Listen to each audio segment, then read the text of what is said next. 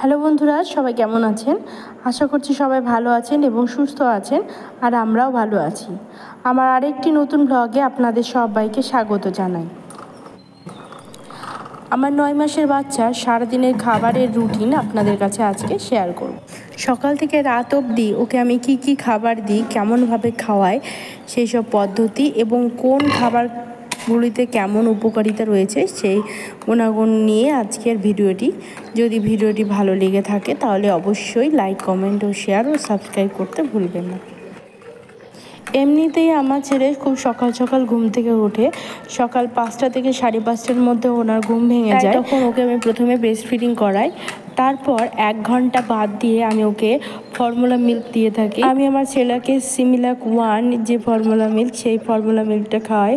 আপনারা চাইলে বাজারে ল্যাকটোজেন নেন, এগুলোও খাওয়াতে পারেন, এগুলোও বেশ ভালো, তবে সিমিলাকটা আমার কাছে বেশি ভালো মনে হয়, তাই এটাই খাওয়াই।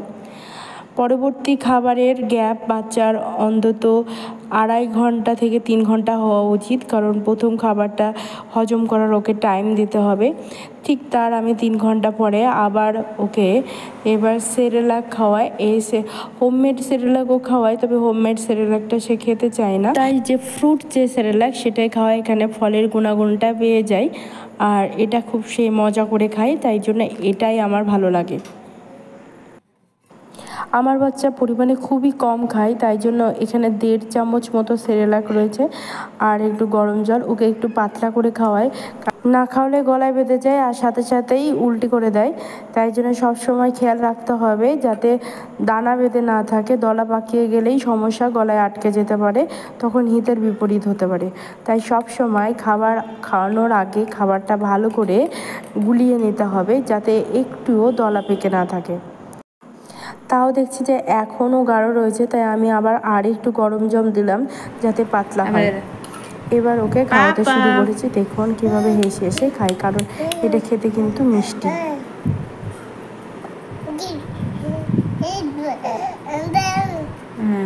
না না না,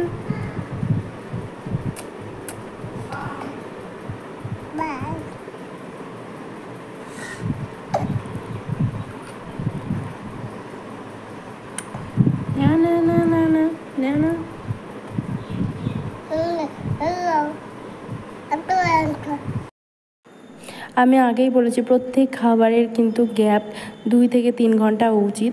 আর যদি আপনি ফর্মুলা মিল্ক খাওয়ান তাহলে কিন্তু অবশ্যই মাঝে মাঝে একটু ব্রেস্ট ফিডিং করাবেন।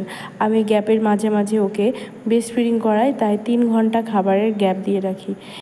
আর এই খিচুড়ি খাওয়াটা ঠিক আমি দুপুর 1টা থেকে 2টোর মধ্যে রাখি। যদি সে না ঘুমোয় তাহলে খাবার টাইমটা ঠিক থাকে, 1টার মধ্যেই হয়ে যায়। আর যদি ঘুমিয়ে যায় তাহলে একটু টাইমের হেরফের হয়ে যায়, তবে সে কোনো প্রবলেম নয়, কারণ সে ব্রেস্ট ফিডিং করে।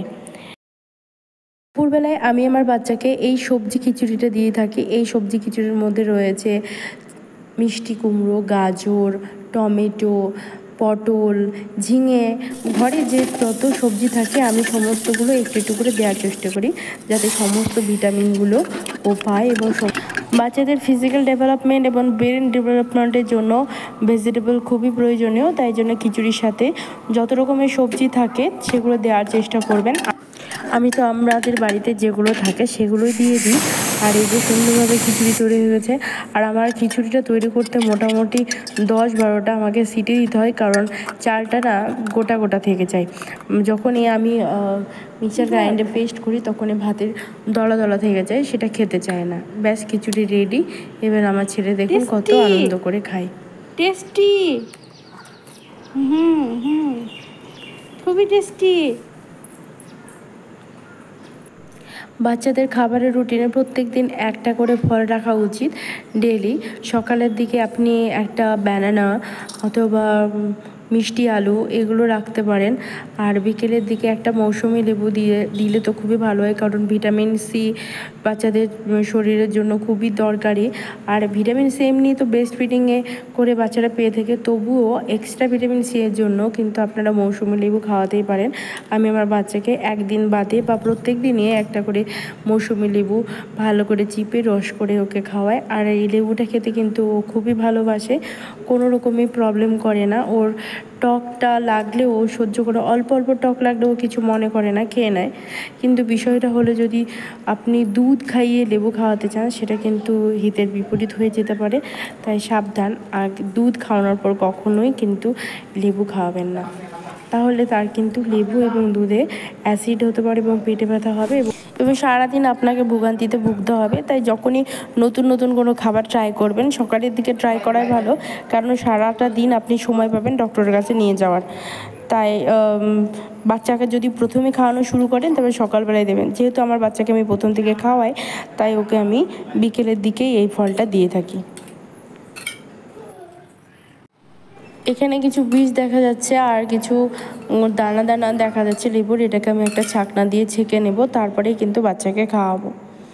এইবার এই যে ওকে খাইয়ে দিচ্ছি, কিন্তু খুব ভালোভাবে খাবে এবং মজা করেই খাবে, কোনো রকমই কান্নাকাটি করে না। আর এই তো হলো আমার বাচ্চা সারাদিনের খাবারের রুটিন। এইভাবে এই খাবারগুলো খাওয়ায়। প্রত্যেকটা খাবারের আলাদা আলাদা ভিটামিন এবং আলাদা আলাদা গুণাগুণ রয়েছে। আপনারা চেষ্টা করবেন বাচ্চাকে সমস্ত যে খাবারগুলি ভিটামিনযুক্ত গুণাগুণ রয়েছে যাতে করে বাচ্চার ব্রেন এবং ফিজিক্যাল ডেভেলপমেন্টে সাহায্য করে সেই সব খাবার খাওয়াতে। আর রাত্রির দিকে আমি এই সিমিলাক দুধটা আবার রিপিট করি, তারপর ব্রেস্ট ফিডিং করি সারা রাত। তো আজকের ভিডিওটা কেমন লাগলো অবশ্যই জানাবেন, আর ভালো লাগলো অবশ্যই সাবস্ক্রাইব করবেন।